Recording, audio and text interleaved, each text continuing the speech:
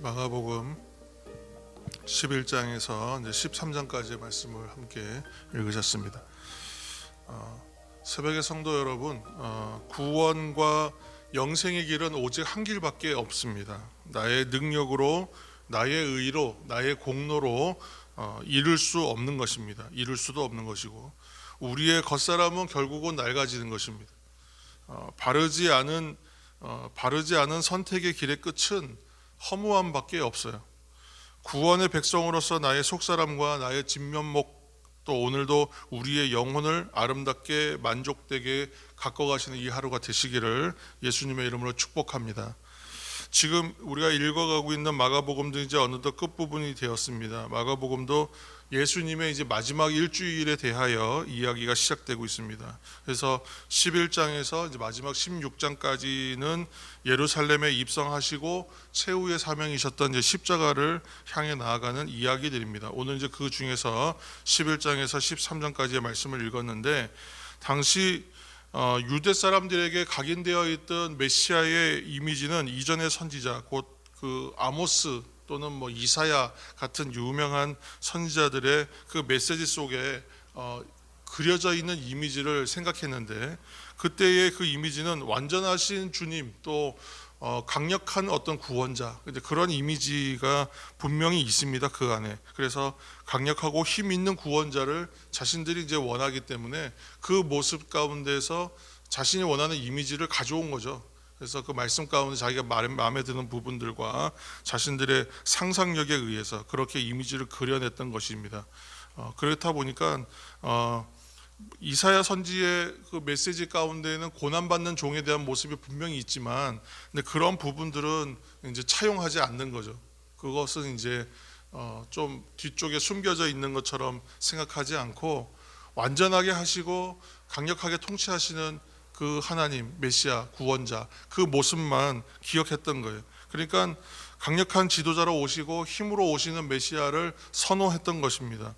그래서 이제 백성들이 그 예루살렘 성에 입성하시는 예수님을 바라보면서 그러한 종으로, 그러한 모습으로 오시는 종이다, 그러면 메시아다, 이렇게 생각해서 열렬하게 호산나를 외칩니다.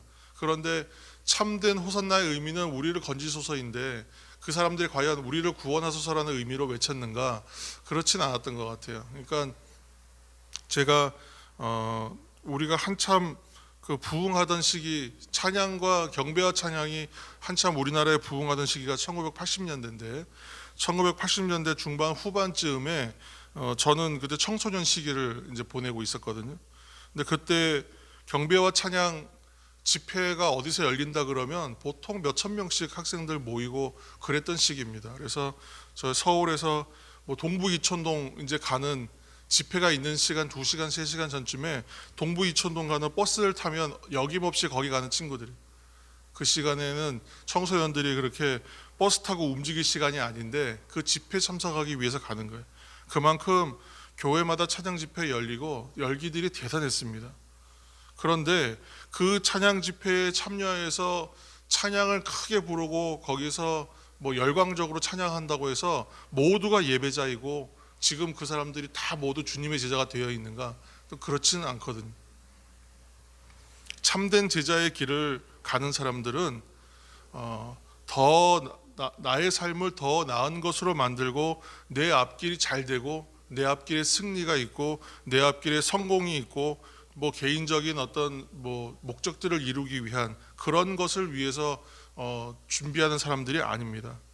참된 제자의 길을 가는 사람들은 그날 그 예루살렘 성에 입성하는 예수님을 바라보면서 환호했던 그 모든 사람들이 예수님의 제자가 아니었던 것처럼, 예수님의 죽음과 부활의 의미를 알기까지 깊이 묵상해야 되는 이유가, 참된 제자의 길을 그렇게 발견하는 것이 누구나 하는 것이 아니기 때문에 또 그렇게 우리가 이 새벽에 묵상해야 되는, 주님의 길을 묵상하고 죽음에 대해서, 부활에 대해서 그 의미를, 신앙의 의미를 알려고 매일 묵상해야 되는 이유이기도 한 것이죠. 자, 오늘 이제 말씀을 한 절 읽을 텐데요. 11장 11절 말씀 한 절 읽겠습니다. 11장 11절. 11장 11절. 11장 11절입니다. 11절 예수께서 예루살렘에 이르러 성전에 들어가사 모든 것을 둘러보시고 때가 이미 저물매 12 제자를 데리시고 베다니에 나가시니라. 아멘. 예수님께서 예루살렘 성에 들어가셔서 이제 가장 먼저 하시는 일이 무엇인가? 이제 그것이 이제 그 사건이 이제 하나가 성전에 나가시는 일인데, 성전에 가시기 전에 먼저 예수님께서 어디 가시냐면 베다니 쪽으로 가셔요. 그래서 베다니 쪽에서 가시다가 한 무화과 나무를 보십니다. 근데 이 무화과 나무가 잎사귀가 굉장히 무성하거든요. 근데 이 이야기는 열매 맺지 못하는 무화과 나무를 저주하신 사건으로 유명한 이야기입니다. 13절 말씀 단절 읽겠습니다. 13절 멀리서 잎사귀에 있는 한 무화과 나무를 보시고 혹 그 나무에 무엇이 있을까 하여 가셨더니 가서 보신즉 잎사귀 외에 아무것도 없더라. 이는 무화과의 때가 아님이라. 아멘. 잎사귀가 무성하게 열리고, 그리고 이제 자세히 보면 거기에서 이제 싹이 난다고 해요. 싹이, 일종의 싹이 하나 나는데 그 싹이 나고 나서 그 싹이 떨어지는 자리에 열매가 맺는 거래요.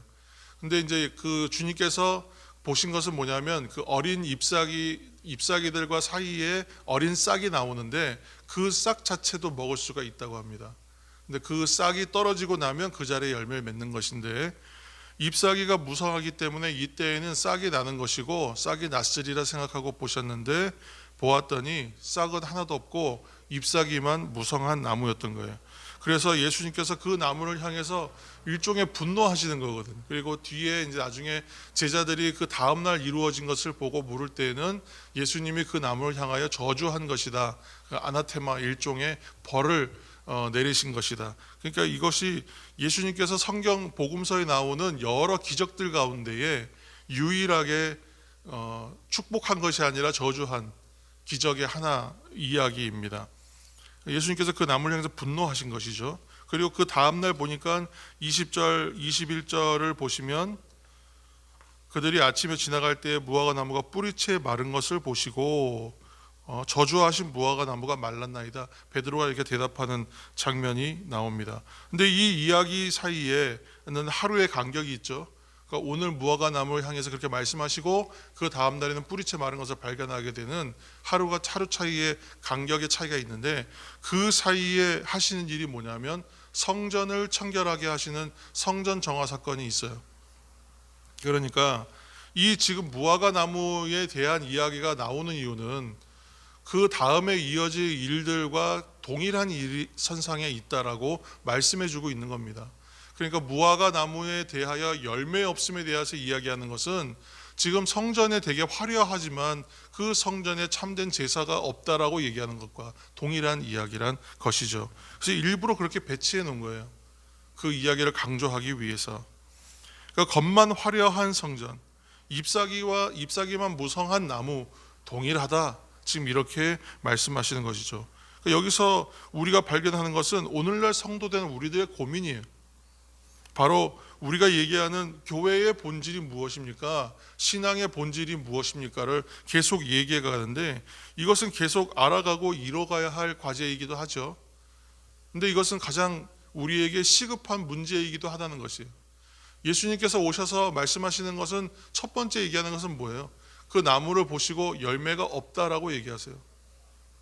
그러니까 얼마나 건물이 잘 지어졌고 얼마나 많은 성도들이 모이고 얼마나 제사가 화려하게 이루어지고 교회가 아주 멋있어 보이는가, 그런 것이 아니라 그 하나님께서 말씀하시는 것은 그 성전의 화려함을 얘기하는 것이 결코 아니지 않습니까?